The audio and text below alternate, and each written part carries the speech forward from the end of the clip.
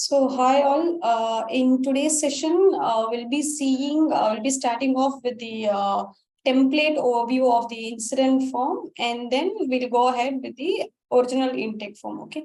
So, let me quickly start with the template. So, the last session, I guess we saw only the template of service catalog. So, in today's session, I'll start with this template, and then we'll start freshly with the intake form. Okay. So, can you all see my screen? Yes. Yes, we Ajay. can. Okay. So, in yesterday's session, Shweta was telling you there is a process master table, and that is what is going to drive the complete intake form, right?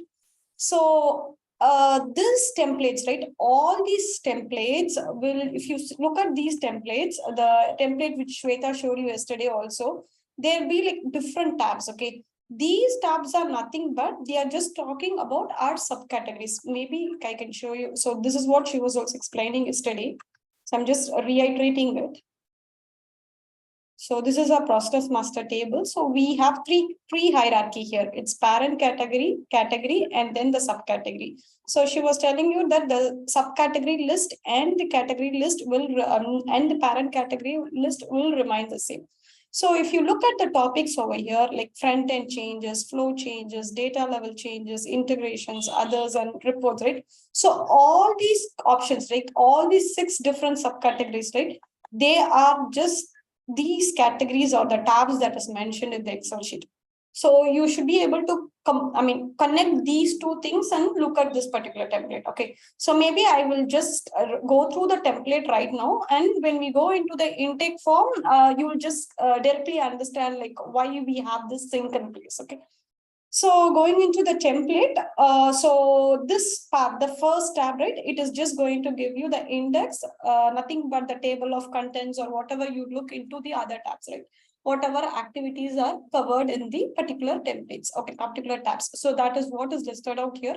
So all the names of these tabs will be given as the sheet names. So appropriate activities, whatever has been included there inside each tab, each sheets, they'll be mentioned over here. Okay. So this is just like an introduction page, a table of content page. That is what is covered in the index. So when I go into the front end changes, when we talk about the front end changes, it is basically the front form level changes. For example, I can tell you like a few users ask us to create fields, modify fields, or the modification in the sense they may ask us to make some fields mandatory and make some fields read only, or make some fields editable or something like that, right? All those front end related changes in a form, right? They're all covered in this particular sheet. The front end changes is just denoting the field manipulations which you do in the front end part. So generally, as far as the ITSM logics, ITSM concepts are concerned, we do not encourage doing any addition in the incident problem changed tables. Okay, so these tables are considered to be global tables. So we do not encourage people to raise or add few more fields into the table. This is one of the process that we follow at our end. Because if we allow people to add fields into the global forms, each team will come to us and a single form will have multiple 102 numbers of fields for their own convenience, and that will not be a good sign to have a proper setup, right? So we do not allow any addition of fields in these particular tables, but we still allow the modification and removal of fields. So removing the customized fields from the instances in a global form is a good thing, right? So we just allow them that particular changes alone. So talking about the incident form, this form will mainly concentrate on modifying and removing the fields. Okay. So when you look at this particular table, and you click on this request type, there will be only 2 options. Either you modify a field or you deactivate it. So the user is asked to choose any one of it and then mention the field name and the type. Okay, now the user will have a confusion like what is a type. So we have different naming conventions in our system, like we tell drop downs, sometimes we tell as choice, and there are different types in which we call it inside service now, right? So people will not understand. A person, a end user, when they submit a ticket, right, they may not know what each field is going to tell you, right? So they may have some confusion, like how will this field look when they want to modify it from day to date at time. So they may have such confusion. So what we are going to do here is like, so you have an help section over here. We have clearly mentioned it about in this tab. Like there is a help tab which is supported in this particular template, right? So when you ask the user to go into the help tab, at the top, you have the topic mentioned as field types, right? Front end changes. This front end changes is nothing but the sheet name and it's the field types. So these are the types. So when they choose an audio, this is how the field is going to look in the incident form.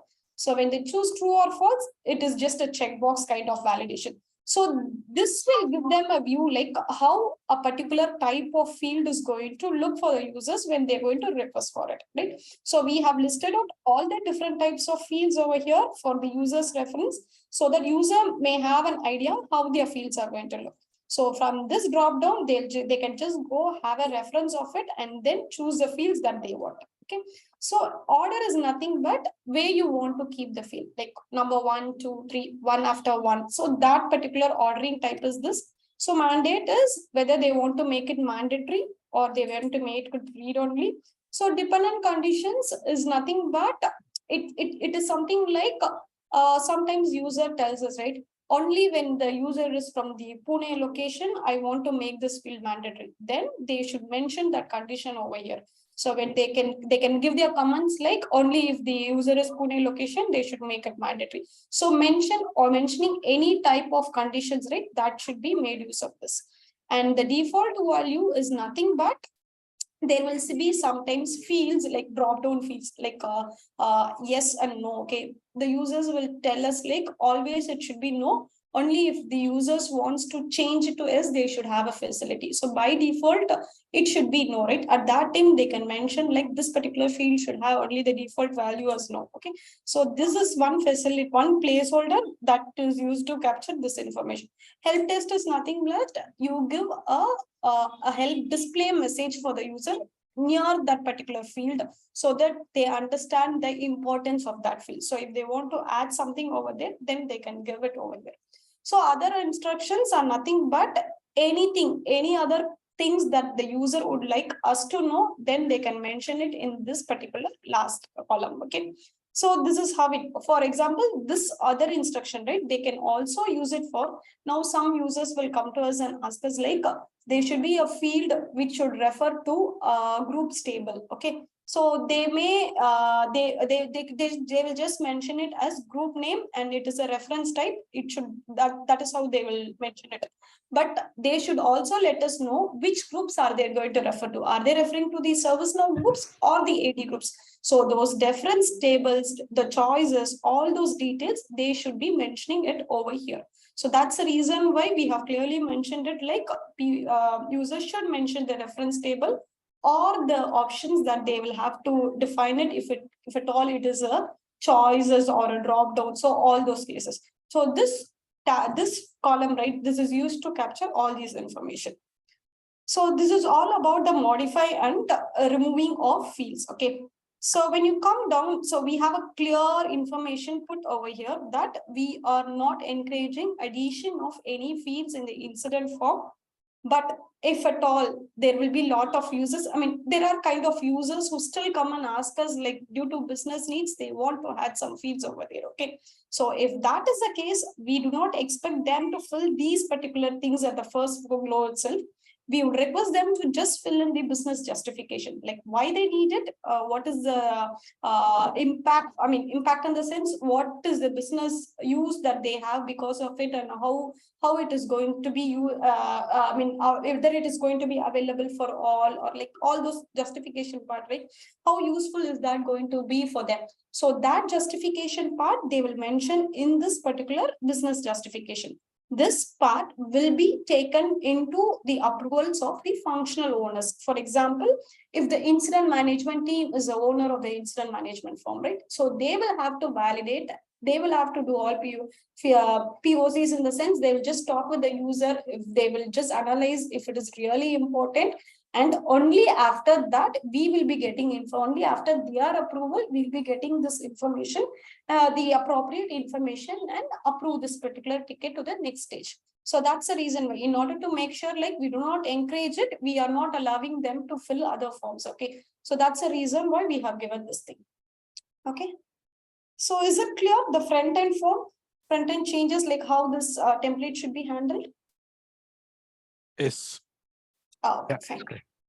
So moving on to the data level changes. Okay, the data level changes, like yesterday Shweta was telling, like this is completely about the addition of data or records inside any table which is already available in the service now.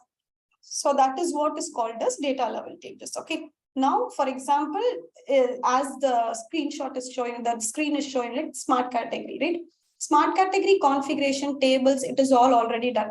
So whenever people come and ask us, like, I want a new smart category for this application, we are just adding records to that table, right? Other than that, we are not going to create the whole table again, and we are not going to put the whole table creation or into place, right?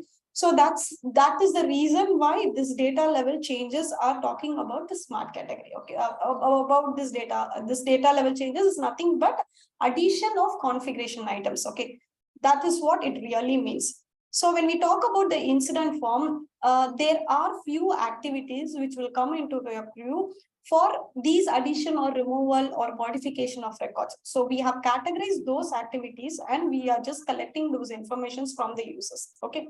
So here the first activity is smart category. Right. When we talk about the smart category, there can be addition of smart category, deactivation of smart category, as well as the modification of smart categories. Modifications in the sense it can be rename of smart categories or changing the priority or changing the assignment group. So anything, all these are coming under the modification. So you would have seen all these types in the sessions that you had. So this tabulation, so all these fields, right, you would have already known, you would have seen in the sessions, right? So these fields are just columns are just to get those information from the users. They can enter multiple smart category update in a single ticket also. That's a reason why we have made it in a tabulated way. Okay. So for example, okay, I'm just highlighting these red color things, whatever is mentioned. Okay. So if at all deactivation of smart categories are requirement, then we don't need all this information. So if you're going to deactivate for the entire globally, if you're going to do it, you don't need all this information. Then in that case, just filling the smart category and then filling the comment section should give us like the reason why they want to deactivate it. That alone should help us to deactivate it. Again, other than that, if it is create or modify, then everything should be filled in. And whenever a user is going to create a smart category, they should definitely have a support group with them so that that smart category, whenever a user raises a ticket with that smart category, it will go into the support groups queue and it will fit into their queue, right? So if they don't come with any assignment group, if they don't have an assignment group or support group, then there's a link over here with which the user has to go create their own support group. And then only after that request is getting completed, they should come back to this request and update this assignment group in order to submit our ticket. Okay. So that's the reason why we have clearly mentioned it over here. And so when we talk about the smart categories, definitely you should have seen about the close codes and the CTISC combination, right? The category, item, type, close codes. So in the sessions, we would have already told you that there are two different types of CTISC combos, like old setup, there is one combination and there is one combination with the new setup. So the old combinations will have the category and type in place, but the new combination will not have the items, I mean the category and type defined, right?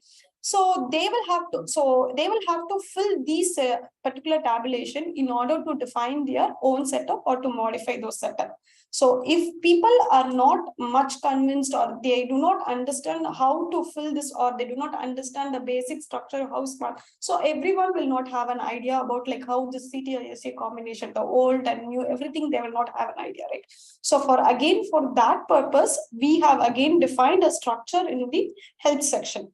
Okay, when I go to the help section, so when I scroll down, So here it is data level changes. Again, this is nothing but referring to the sheet name that we have defined. Okay.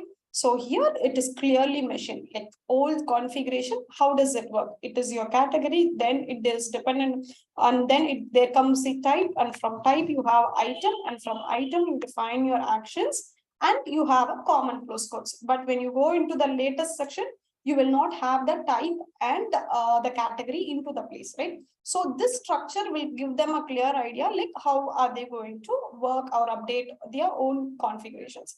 So this is just a reference for them. So this tabulation is for filling those informations. Okay. So this is all about the smart category and CTIAC. Those are coming into the same category part, right? So the second one is adding an escalation list. Okay. So escalation list, of course, you would have heard about it, like whenever there is a P1 or P2 or people when they want to escalate some incidents, they go and see the contact list or the phone numbers or the email IDs through which they can contact to escalate stuffs, right? To warm transfer everything. So for that, whatever details we need, right, all these details can be filled in this particular table. So I'm not going to go deep into each column, but this, this is all straightforward, right? You just get this information and fill in the tabulation. So wherever we have marked it as in red and color, it clearly means that it is a mandate part, and we will definitely need to get it from the users. Okay.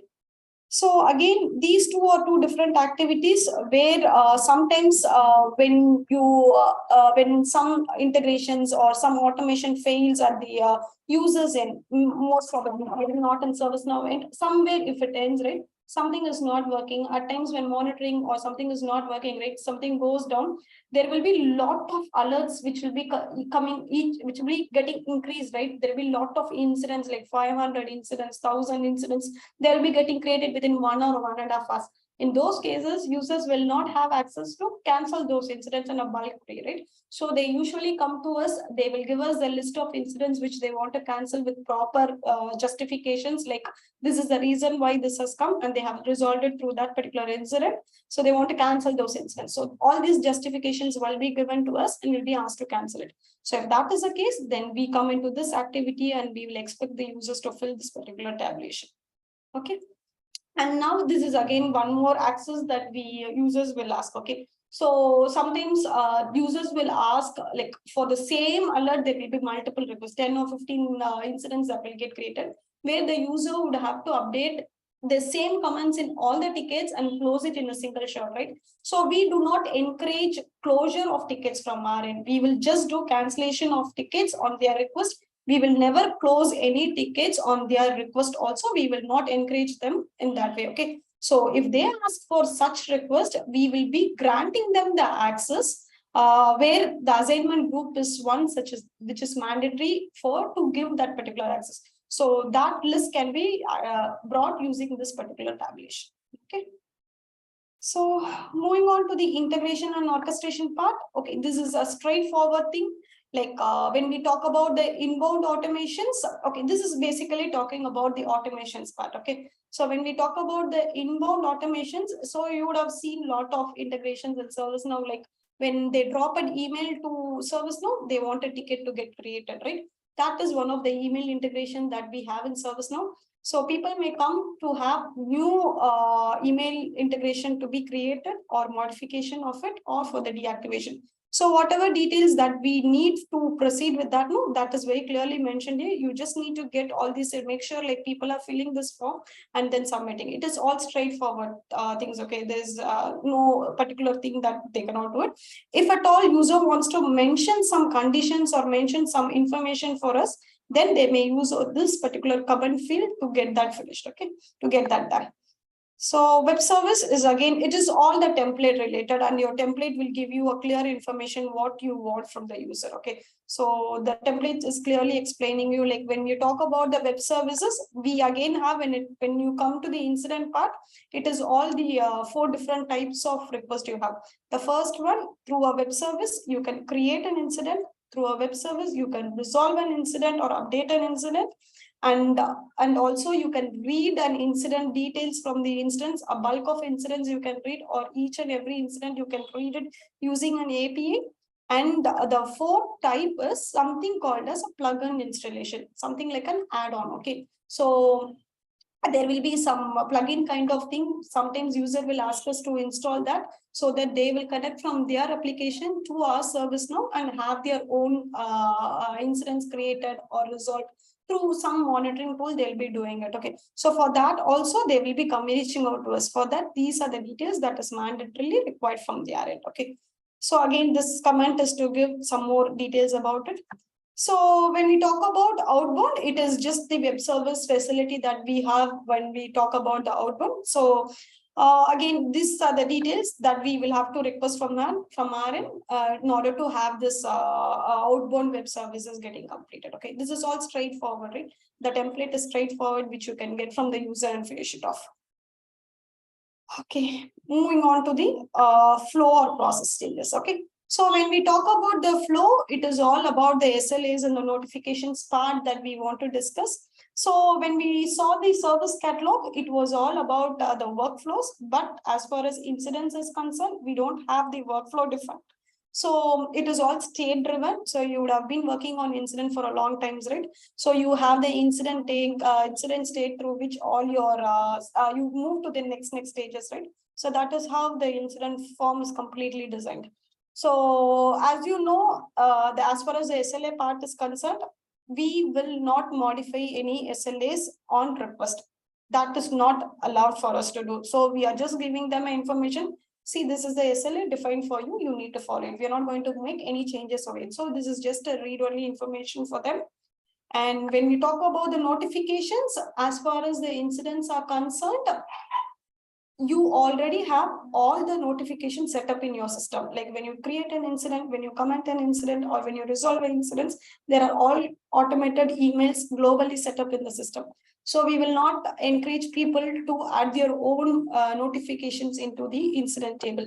So, but if at all, as I told you in the front end page, if at all their requirement is going to be in such a way that they want some notification for the business purpose, then again it will go into the functional owner approvers. If they approve it, we are ready to configure it for them. That's the reason why the particular yellow color disclaimer is given over here. Okay, so it is again, if they want it, this is a straightforward thing. Okay, there is not much complicated one, a straightforward one, right? And reports, if you look at the reports, it is the same thing which you saw in the service catalog. So I'm not going to go deep into it. So this will cover like what is the different types of report they want, if they really want to schedule it, and if they want a dashboard to be created for it. So it is just going to cover the same thing. So I'm not going to go deep into it. It is the same. There's no difference over here. The reports remain common for all the templates. Okay. So help section, I have already shown you like what it is going to contain already. So now we have completed the template overview. Okay, so this template, let me show you. Like as I showed you incident template, Shweta showed you service catalog template yesterday. Similar to the incident template, we have the problem template and change management template. So you will not see much differences in these templates. They will all remain the same. The disclaimer things, everything will be remaining the same, since they are all the global things. Minor modifications like the change management will not have a smart category, right? So that tabulation will not have resolve access. So those kind of modifications will only be there. Apart from this, you could not see any other big difference between these templates. So, so I'm not going to go deep into the other two templates, since it is just a replica with a very minor modifications of the incident form. I'm not going to go deep into that. So I'm just telling you. So, okay, I'm sorry. So as far as templates are concerned, we totally have 4 different templates. So that is what you're looking at: the incident, problem, change, and service catalog. Incident and service catalog, we have already seen it. So the problem and change is just a replica of incident with a few modifications. Okay. So here we are just coming into the end of templates. So do you have any doubts in the templates part?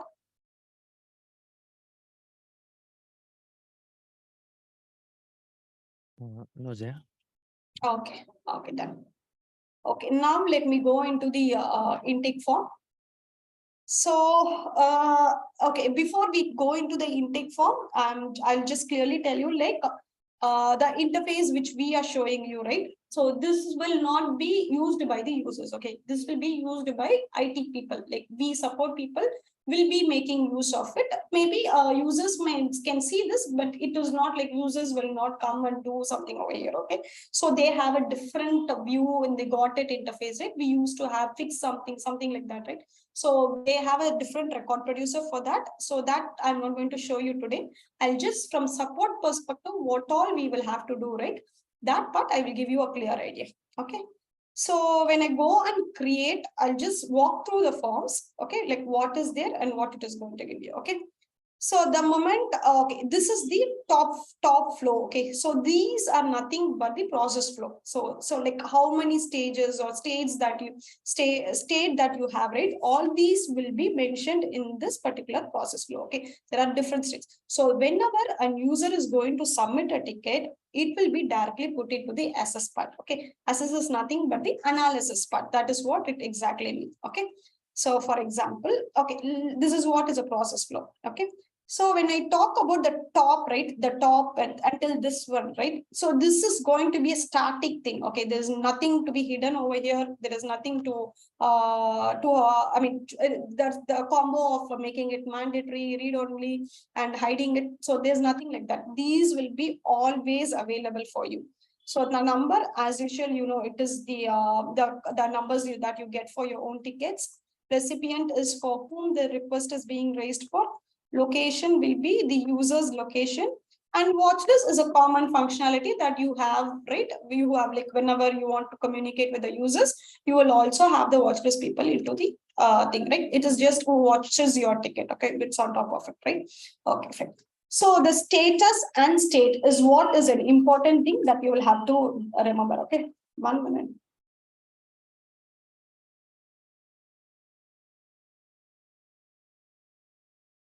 Just 1 second.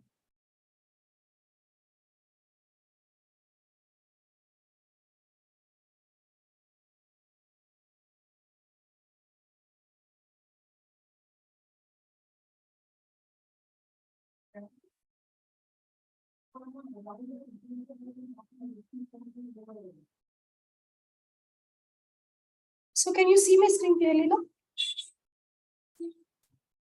Yeah, Jay. Yes. Yeah. Okay, fine. So status, okay, there is two things, okay, status and state, okay. This state is nothing but it is going to denote these things, the draft, assess, authorize, build, the peer. So all these things, right, this is what is going to be represented in the state. For example, when your ticket is in the peer review, the state will be peer review. When your ticket is in deploy, then it will be deployment. When your ticket it is in build, it will be development. So that is what the state is exactly going to read. Okay, but the status is nothing but under each tab. Okay, you have different status, like draft status. There is something, right? This status will be read. Whatever status you keep it over here, no, this status will be read and it will be displayed over here. So when you're in assess, you have different types of status. When you're in authorize, there will be approval status. When you're in build, that is the development phase, you will have development status. So similarly, you will have status in all your fields. These status will be reflected in this status. The state is nothing but the tab names that you see over here, right? In which particular state you are in, right? That is what is reflected in this particular state. Okay, so that is the difference. So this tabs and this process or this process flow and this state, they'll all be same. Okay, there's no differences over there. Okay, now coming to the assignment group and assign to. The assignment group and this assign to is a dynamic one.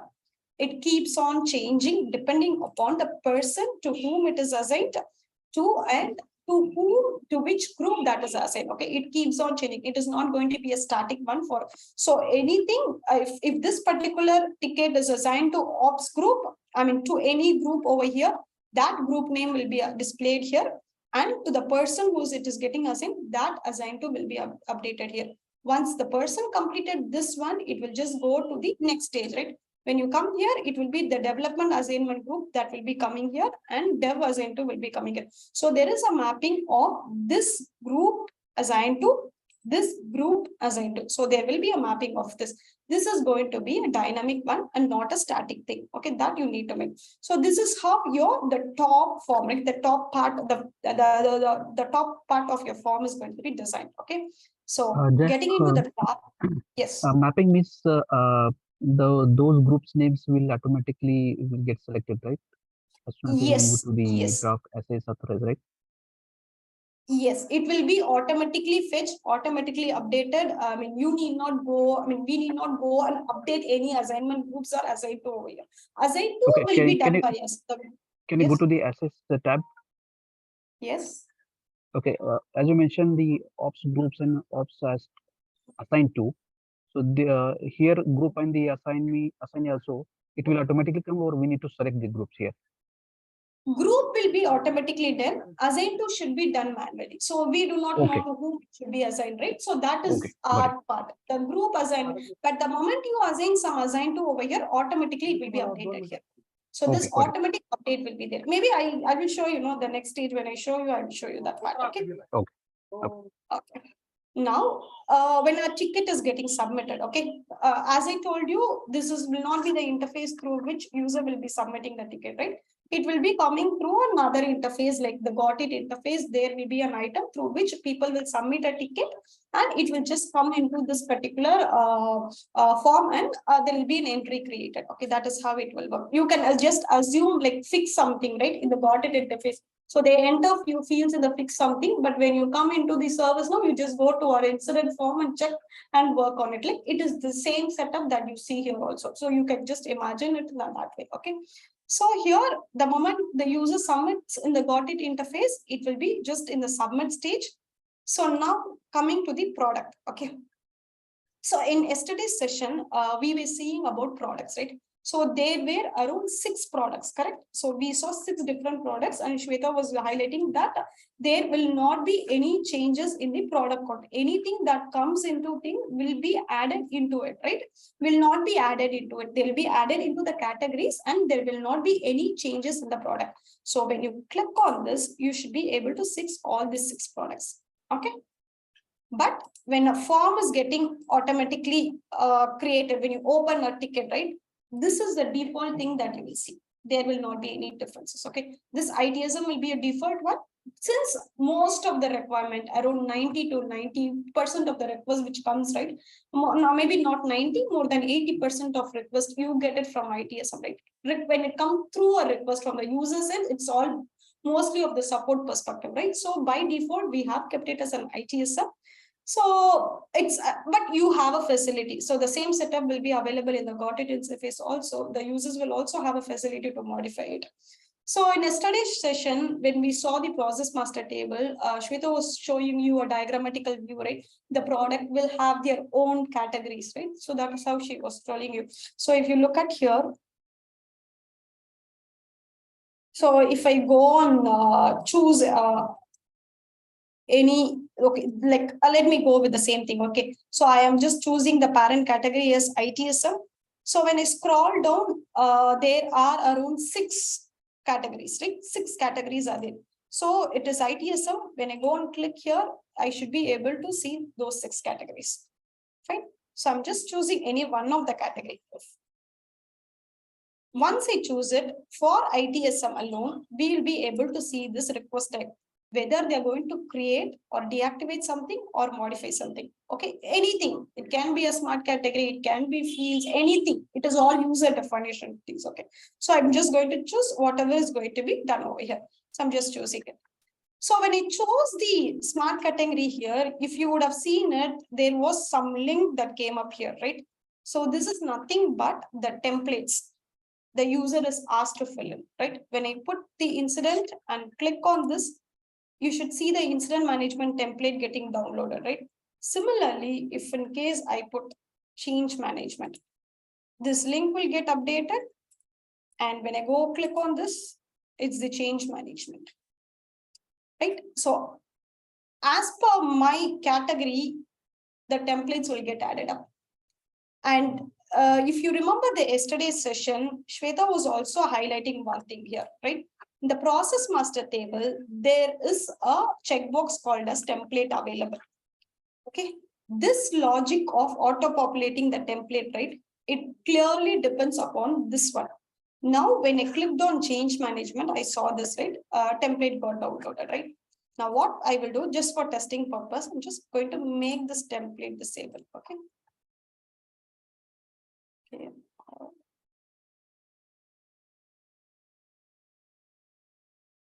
I'm just making it for the testing purpose. Re-update it. Okay. Now let me go back. Incident, I have it. So this is for incident, right? Okay, done. Now let me change it to change. So it's not there. You will not be able to see it. So only if I have template, I will make it mandatory. If it is not there, I will not check this box. Okay, this is one of the validations that way. And this process master updating thing will not, everyone will not have control over it. So there will be people who can control this particular table.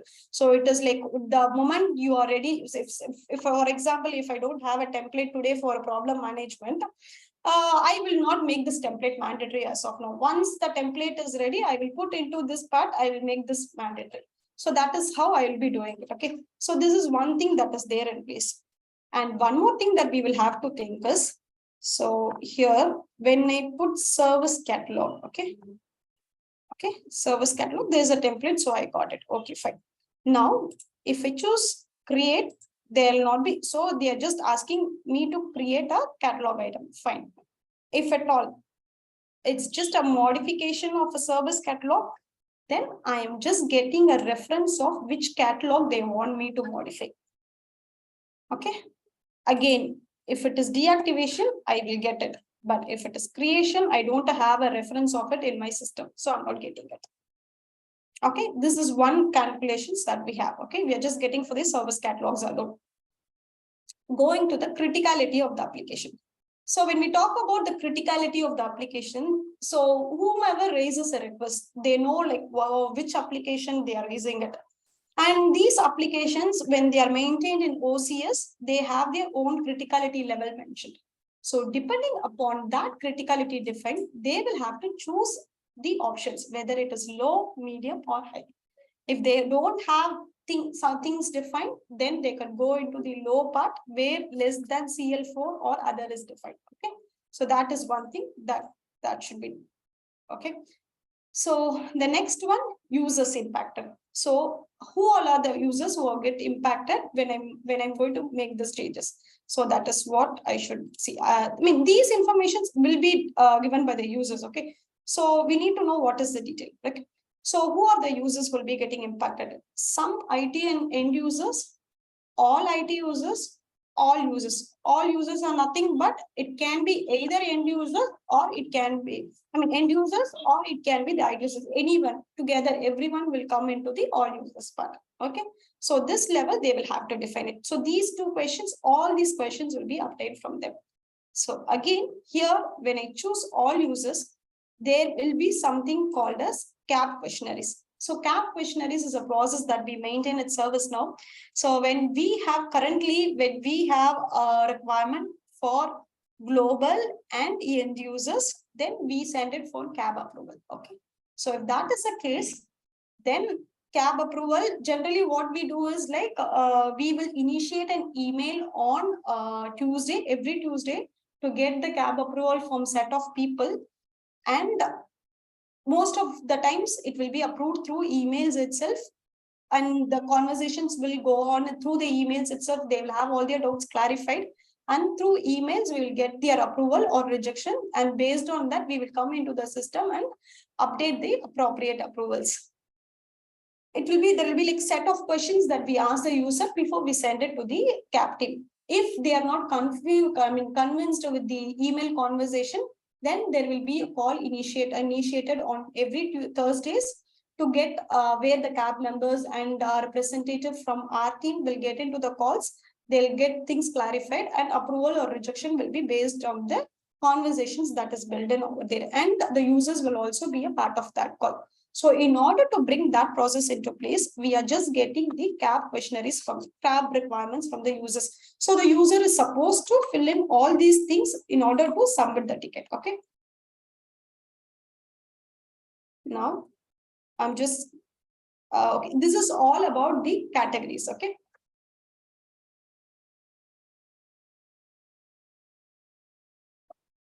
Just trying to go to the next stage. So once all these details are being shared, I mean, a request is being raised by the user.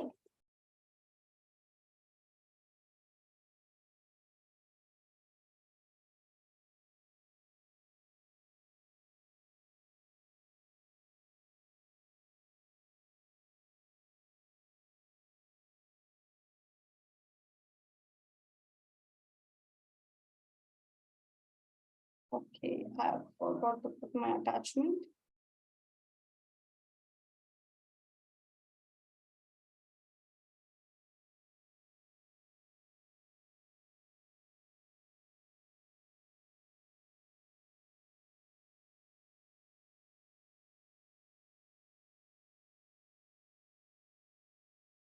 Okay,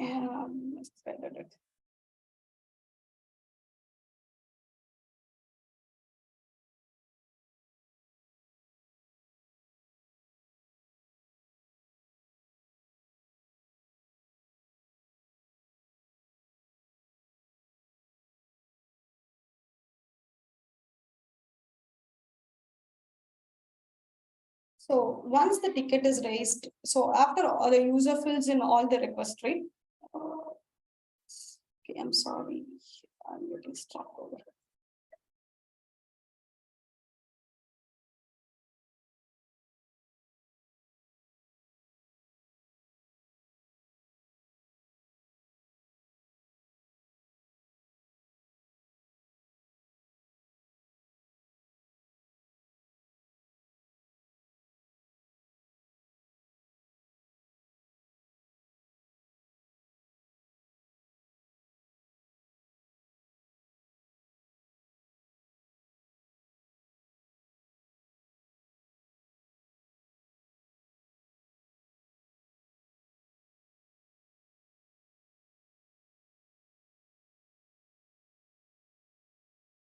Okay, once the ticket is submitted, now you could see that the draft stage is completed and it is moving to access. So when it is moving to access, if you see, look at the configurations, by default, it will go into the ops group. Okay, so when I take ops group, so from where am I getting this information? So when you come back to the category, so you should see the support group mentioned over here. Okay, so from the category, it will pick up this particular support group and the ticket will be assigned to that particular group. Okay, so it is my responsibility to go and the member from this person, right, should go and assign this particular ticket, right?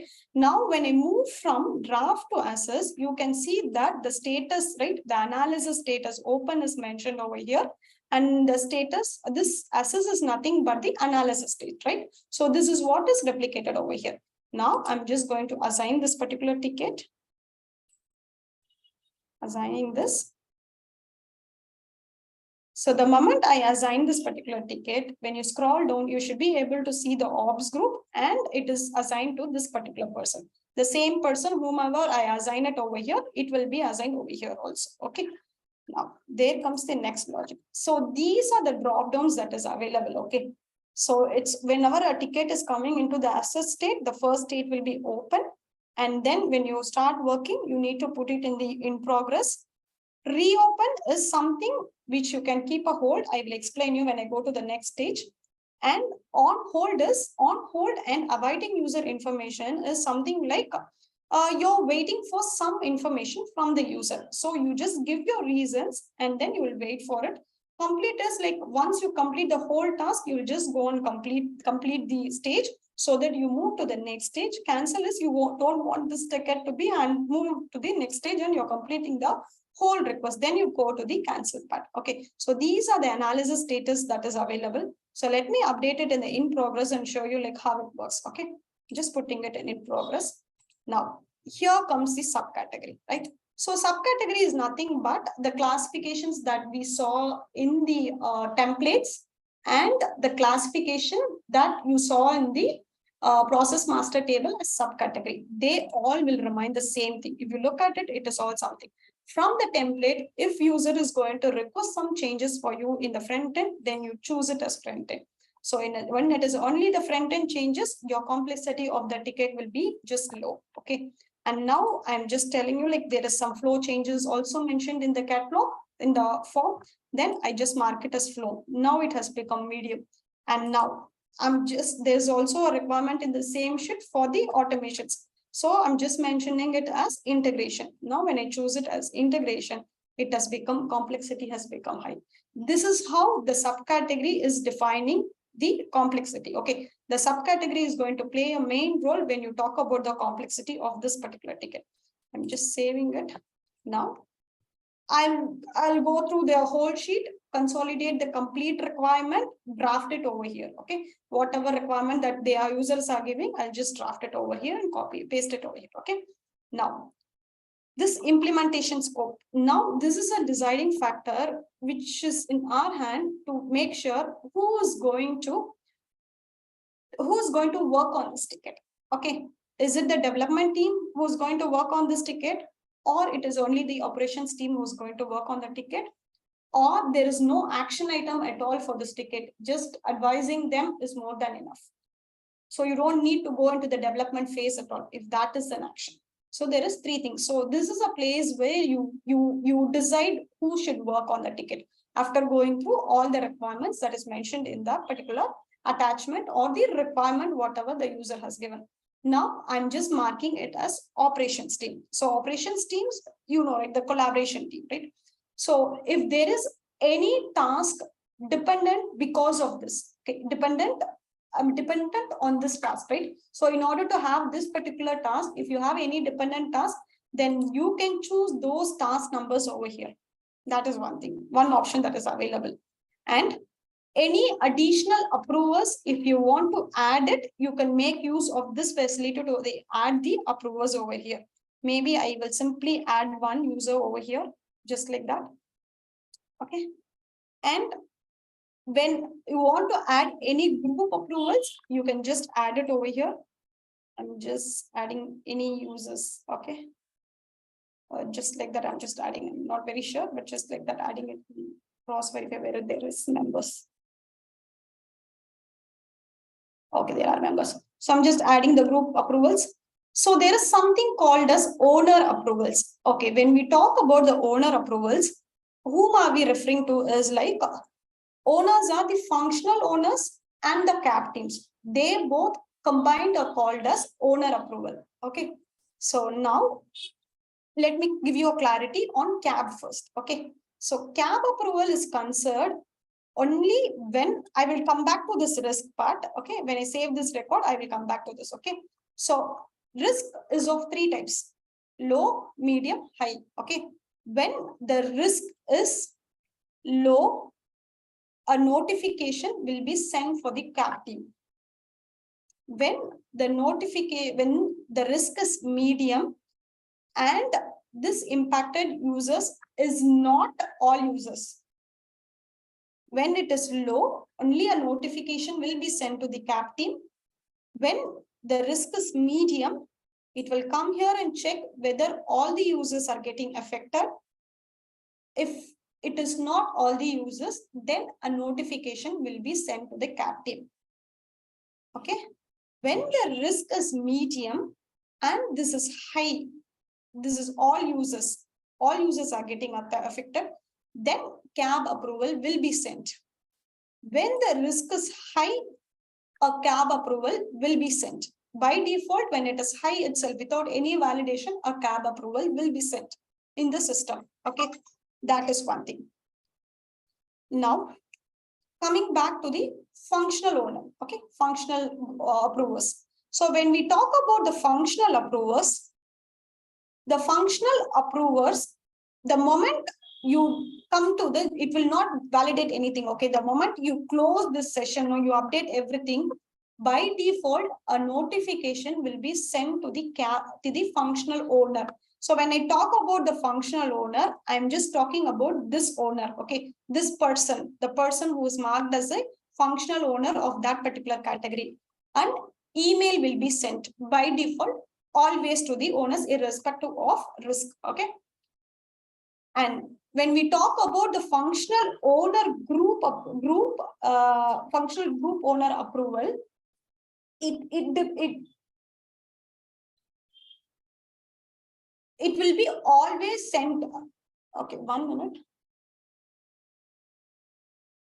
Okay, when functional owners is concerned, functional owners approval will always be sent to the functional owner group irrespective of anything. Okay, irrespective of whatever is the risk, always an approval will be sent to the functional owner also. But if it is a service catalog and if it is a modify or delete of service catalog, then it will come to this particular part. It will open, it will just go to these particular catalog item that the user has chosen. There will be something called as group owner. So for catalog item, when it is modify or deactivate, the functional owner detail will not be taken from this table. In that case, it will be taken from the group owner defined in this particular catalog item. So in this catalog item, you will have a group owner defined. Okay. So you have a group owner defined over here. This person, this group, there will be an approval trigger. So again, in this particular item, you will have an owner group. To this particular group, an approval will be triggered. If at all, if it is not for a service catalog, and if it is not modify or deactivate, and it is anything which comes out of this catalog item modification or deactivation, then in those cases, a functional group approval will be triggered to this particular group. So these are the different types of approval that will get triggered. Okay. The moment I save this ticket, you should be able to see the difference. Okay. So this is an additional approval I have added. This is an additional group approval I have added. Okay. Now the additional license request. So this is one that has been added for the future scope. So there may be some request which is coming into our queue where the users will not have approvals already defined, right? I mean, the license already defined. They may request for a new set of licenses for accessing their modules, right? In that time, if they require few licenses, then this will be marked based on that particular requirement. Okay. So now let me save it. As of now, you should not be able to see risk. The moment I save it in the in progress, you should be able to see the difference. So here it is risk. So how is this risk getting calculated? So it is basically dependent upon 3 questions. Okay. Number 1, it is criticality of the application. Number 2, it is users impacted. And number 3, it is the complexity. Based on these 3 things, the risk will get added up. Okay, this is how the risk is getting affected. Now, if you come back to here, you see like additional user approval is what I added and group approval is what I added. But these functional owners approval, right? These functional owner approvers are from the catalog item. This catalog item, this functional owner approvers has been picked up. So that's the reason why they have added. So in case of medium, only when it is all users, the CAB approval will be added. So that's the reason why the CAB approval has not been added right now. Okay. So with this, I will just go. So when a CAB approval is going to get triggered, basically it takes this value, the CAB approval, this, right? The CAB, the value from the process master table, right? To this particular group, an approval will be triggered. For example, now I'll go close this. Okay, before closing it, I will show you a few other things. Okay, so I was talking about on hold and awaiting user, right? So when I click on hold, there will be a reason filled that should be filled by you, like the reason why you're putting this particular ticket on hold. And when you go to the other thing, like awaiting user information, again, you need to fill in like, why are we updating this in the awaiting user information? So these are something which is mandatory because this will be sent as an email to the user stating that this is the reason why your ticket is in awaiting user information or it is an on hold. So this is very important thing. So all these things, right, these all will be sent as an email to the user. So you should be very careful in updating these communication stuffs. Okay. Now let me go and cancel this. I'm sorry, I'm just going to complete it. Okay. So here, when I choose development, ticket will go to the development team, the development ticket, operations, it will go to the operations team. No action required, the whole ticket will get closed over there. Okay, from this stage itself, the complete ticket will get closed. So that is how it works. Okay, now I'm just going to go and save this ticket. I'm just completing this ticket. That's it. So the moment I completed, there will be an approval summary. There will be a complete summary of this. Okay. So I told you, like, if it is medium, an approval, if it is not sent to cap team, a notification will be sent, right? So that is how it is done. So when we talk about the functional owner, so these are two functional owners that we got from the catalog item. Additional user I added as a approval, and group which I added as an approval, and owner group what are all already added in place, and notification for whom all we have sent the notification. So all this summary will be there. So when you go to the approval, so an approval email will be sent to each user, so using which they can approve it. Now let me go and approve each ticket and show you like how it comes. Okay, so the moment I approve this ticket, you should be able to see it over here. Okay, so I have approved it, right? So this, it clearly tells like who has approved this particular ticket. Okay, now again I'll just go and approve it on behalf of another group. If you see here, so this is requested has been approved on behalf of this person, and still there are approvals pending. Okay, I'm approving it. Again, there is a comment added. So this history is going to give you complete detail about the approvals that is handed and notifications that is being sent in the system. Okay, so this is so once this is done, the whole ticket status will be moved to the next stage. The next stage is nothing but the build stage. So I will not go, we have more 2 minutes. I'll not go deep into it, but I will just tell you like one thing alone, okay, to finish it off with the assess part. So now I'm just adding an assigned to person. So here I chose development as the group, right? If you come here and see, now it is just assigned to the development team. It was not assigned to the operations team. By chance, if I would have updated operations, then the ticket would have gone to the development team. Okay, now I'm just saving it to assign this ticket. Okay, now I have assigned this ticket. Now I'm just coming into a conclusion that I have missed some approvals. Okay, by chance I have missed to add some approvals. Okay, but without approval I cannot deploy or start working on this. Then this is an option that is available. Okay, it is revisit assess. Okay, the reason why I am revisiting it. Okay, reason I need to give the reason over here, because this will again be sent as an email to the user. I'm just saving it. So the moment I save it, if you come back, see here, it got changed to reopen, and the whatever reason I gave here, it just came up here for the person, the assess person who sees it, right? So they'll be taking care. So again, if you see that when it wasn't built, it was in Arun's name, but when we came to assess, it has changed into Bala's name. So if you see that this sync will be there, so this person will be aware that they have made some things over here, right? Now I can go add some more approvals, the leftover approvals or whatever things that I have to do, right? Just adding approvals, completing it.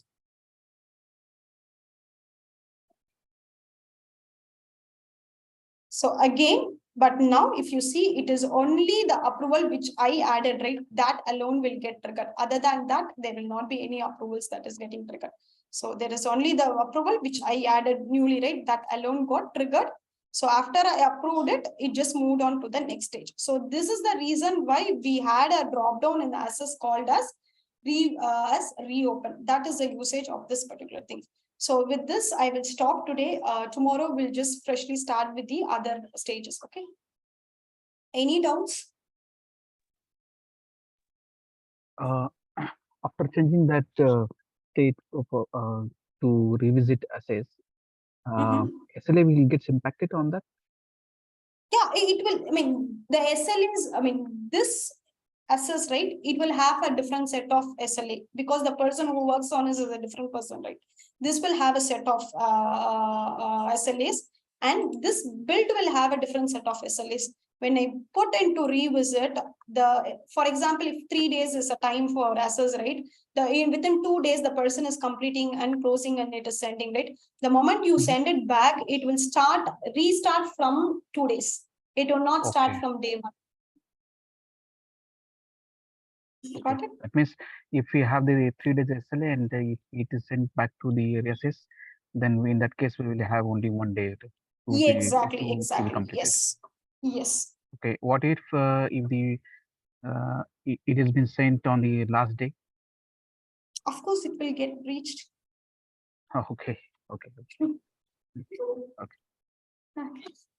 So any other doubts? So we have a Yeah, separate yeah. session on the SLAs and the notification parts. Okay. So there we will have a clear idea like what is an SLA for a person who's working on assets, how does it depend upon their risk. So everything will be covered over there.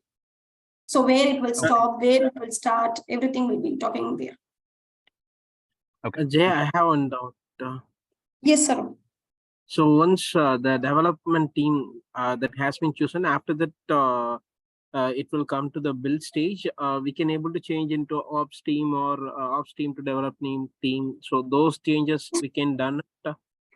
Yeah, you can modify it. You have facility to modify it over here, right? This will be editable. Okay. You can modify it. So we can select and change it, right? Yeah, you can change it. Okay. Anything else? Okay, fine. Then let me stop the recording.